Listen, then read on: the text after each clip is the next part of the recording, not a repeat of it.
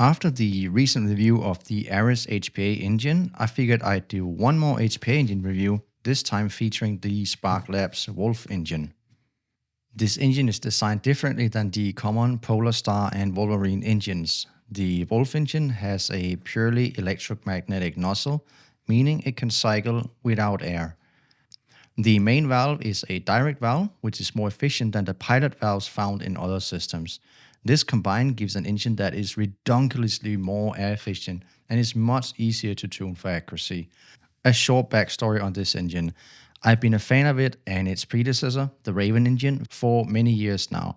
The engine is designed and made by Sparklabs, who machines and assembles the engine in EU themselves. They've actually been making these type of engines for 5+ years now, but not many people seem to know this engine, so I'm glad to spread the word about it. I've spoken a fair bit to the co-owner before about how this engine works, and safe to say the electronics are very advanced under the hood. I'm also selling this engine now on my webshop at perfectairsoft.com, so obviously I'm a bit biased, but with a product this good, it's easy to be honest, right? Still, I encourage you to get independent opinions on this product and maybe join my Discord as well if you have any questions about it.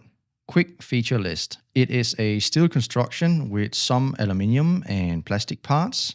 There is an electromagnetic nozzle that has softer loading. There is a direct air valve that is pressure independent. It's rated for 0 to 200 psi within warranty. Personally, I've tested it up to 280 psi, but that's not an official number. It has open bolt and closed bolt that is switchable in software.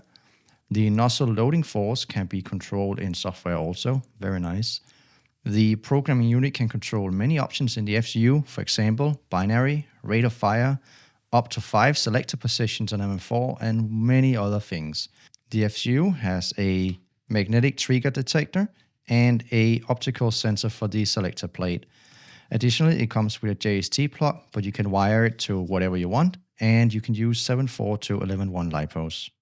Included in the box is the engine itself, a 6mm air hose, long enough to cut to whatever you need, a bag containing the stickers and trigger magnets, an FCU for version 2 gearboxes, and a programming cable to connect the FCU to the programming unit. Additionally, you get a nozzle adjuster that you can stick in here to adjust the length of the nozzle during the forward stroke, and you get a spring guide replacement for normal gearboxes. Installation is fairly straightforward. The manufacturer has a good manual that explains most of it, but I'm also making an in-depth installation video later on for anyone who buys this engine from me, so stay tuned for that on my channel. In general, you install it like other ETUs. The trigger needs a magnet glued onto it, and the selector needs an optical sticker glued on. There's a spring guide replacement included, but for QD gearboxes you will need to reuse your own spring guide. So what exactly do I like about this product?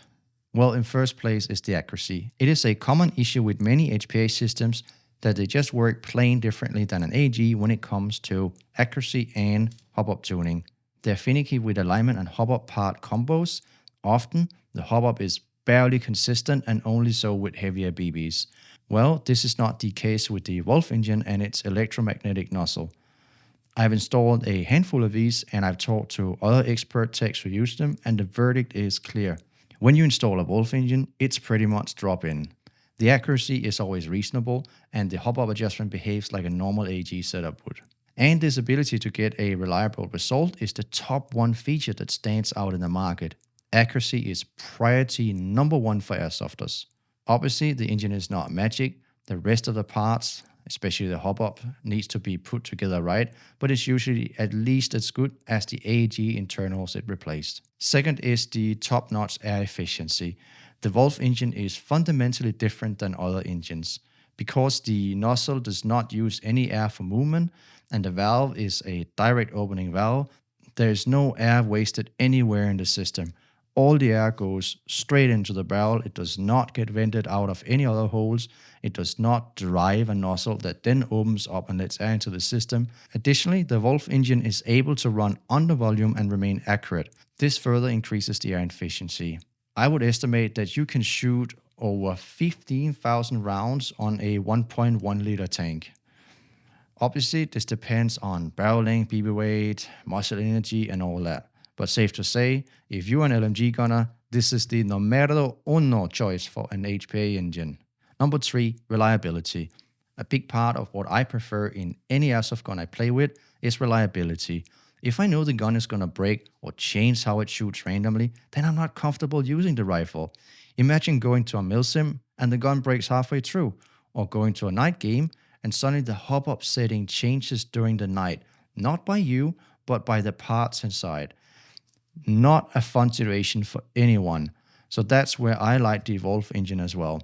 In my experience, it's always been super reliable across various temperatures and usage scenarios.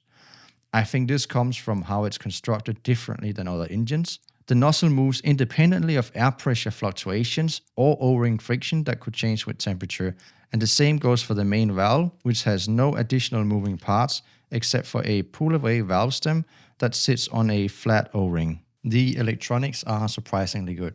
The programming unit has a nice OLED screen that is easier to read than some of the older screens that are not backlit. They're not afraid of throwing a ton of data at you when you go into the debug menu. It shows the sensor data for the trigger and optical sensor, which is very helpful with hardware troubleshooting. You can adjust the force of the nozzle and switch between open and close bolt all in software. I really like how the selector adjusts. Being able to run 5 different selector settings on an M4 is nice, and it allows having different rates of fire at the same time as well.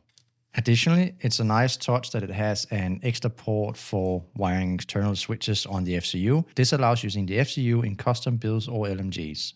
Now we come to the less fun part, what I don't like. Nothing is perfect, except my channel. It's literally perfect airsoft. Or maybe not, no guarantees. Anyway, there are some things that are not optimal about this engine either. During the install, there are more wires than some other engines. The programming cable requires extra wiring compared to just having a battery connector. I haven't found this to be an issue though, as it is quite slim. It's not one of the cheaper engines either, but you get something for your money. It's a high performance unit that is made from machined steel here in EU. It's not cheap. At 600 MSRP with VAT, give or take, this will quickly set you back €1,000 once you pay for a quality AG to install it into as well. That puts it on par with other HPA builds based on Polar Star, Inferno, and MTWs. But in my opinion, you can only play with one gun, so make it the best. The fire rate is not crazy high. Well, it's more than high enough. It will do 20, 30, maybe 40 RPS with some fine-tuning of the software, but you're not going to see 60, 70 RPS out of it. For that stuff, Polar Star is better, maybe a DSG, or maybe consider why you're playing Airsoft. So here's an unusual thing. There's a ticking noise from the nozzle when it moves. I'm being nitpicky here because the rifle is still super quiet, but it's a noise that can't easily be reduced as it's part of the normal nozzle movement inside the engine itself. If you want to toy around with it, I guess it could be possible to dampen this noise, but I haven't bothered. Continuing on with the nozzle, it's limited to version 2, preferably M4 length. There are no offset nozzles available, and the FCU is meant only for version 2 gearboxes. It will not fit in a version 3 gearbox. If you're using a QD gearbox, you have to fix your own spring guide replacement for reinstalling the buffer tube. Not a big deal, but a bit annoying, especially for people without the appropriate tools. There's also no feedback on the trigger. It's a purely magnetic trigger that is reliable and has no switch that you can break. This is not too dissimilar to some other ETUs, but it would have been nice in this day and age to have some type of feedback for my button or whatever. There is no PC connecting or Bluetooth available. You have to work with the programming unit. Personally, I think that's sufficient as the interface is pretty good, but I'm still missing something like the gauge station software. Getting here to what people want to see, the performance. In the clips here, I'm testing an ENC M27 EAR with the Wolf engine installed. This was a recent build for a customer, and in addition to the Wolf engine, it has a max hub-up unit with a Maple Leaf MR bucking. On the front is the Jaeger Precision STFU suppressor. That's a product I'm also stocking and selling now on perfectairsoft.com, and it's a great fit for an HPA rifle, so check it out. It's got some cool features. It was quite cold during the testing, about -3°C, and this played in a little bit with the stability of the MR bucking and gave some flyers. For sure, a silicone-based bucking would have been better in this temperature. Still, the performance was quite decent. The M27 was combined with BLS 0.32 gram BBs at about 1.5 joule, the equivalent of a 400 FPS AG. The target is a torso-sized target at various distances. First is 40 meters, which has the majority of the BB sitting within torso. Next is 70 meters, or about 230 feet. This is where most rifles meet their limit for sure. Here, the .32 at 1.5 joule is struggling a lot. It's just too far, but it's still possible to land the majority of a burst on the target with some holdover. Now, switching to .4s and at an energy at about 1.7 joule from the joule creep, the range is improved. Heavier BBs just absorb the fire vibrations better and fly further. That's a simple fact for just about all airsoft guns and especially HPA rifles. We can see the majority of bursts sit within torso, and that's at 70 meters. If this was an LMG, it would absolutely, metaphorically, cut down people with ease at that distance. Even a head sticking out at this distance is now a valid target. Outstanding. Taking it one step further, we are at 85 meters now. This is simply outside the range, but the precision is there, so it's potentially possible with some holdover. You can certainly hit someone who's not paying attention.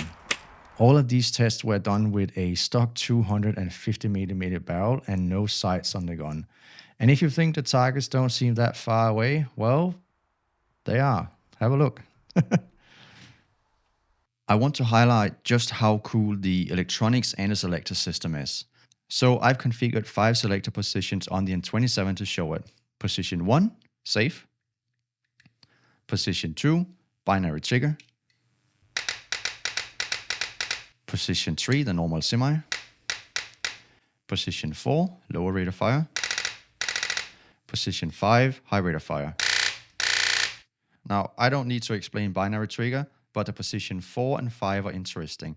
The position 4 acts as a normal full auto switch, but with a lower rate of fire and a higher nozzle dwell time to help the feeding. This selector setting could be used if you're playing at a milsim and suddenly having trouble feeding with your magazines, or if you just want to suppress someone and you don't want to use 30 rounds a second, you just want to use 10 or 12 rounds a second to keep someone's head down, thereby saving ammo. Here's another example of a selector setup that conforms to DMR rules. On safe, nothing happens. On semi, semi-auto. On full auto, semi-auto. But also, I limited the rate of fire to once per second, which is a rule that some fields may have from time to time. The compatibility is reasonable. It'll fit normal M4AG gearboxes, so that covers the most common use cases.